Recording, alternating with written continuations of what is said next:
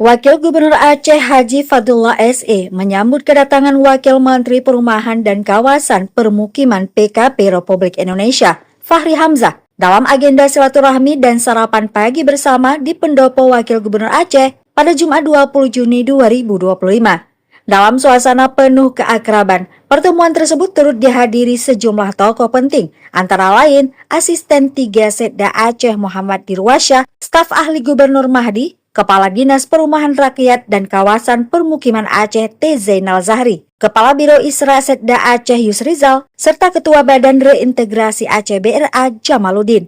Sementara dari pihak Kementerian PKP, Wamen Fahri Hamzah didampingi pejabat tinggi kementerian, termasuk Sesditjen Perumahan Pedesaan, Direktur Keterpaduan Infrastruktur Permukiman, dan Direktur Pembiayaan Perumahan Perdesaan.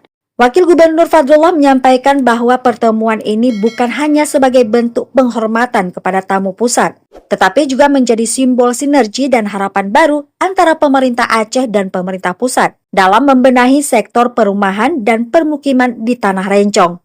Dalam kesempatan tersebut, pemerintah Aceh secara resmi menyerahkan proposal permohonan pembangunan rumah bagi para mantan kombatan Gerakan Aceh Merdeka kepada Kementerian PKP. Dokumen itu diterima langsung oleh Wamen Fahri Hamzah. Kunjungan kerja Wamen PKP ke Aceh telah dimulai sejak Kamis 19 Juni 2025, di mana ia melakukan pertemuan strategis bersama jajaran pemerintah Aceh di kantor gubernur. Dalam diskusi tersebut dibahas sejumlah isu krusial terkait pembangunan perumahan, termasuk program renovasi dan penyediaan rumah layak huni untuk masyarakat miskin dan Iskom Bantan, sebagai bagian dari upaya memperkuat proses perdamaian dan keadilan sosial di Aceh.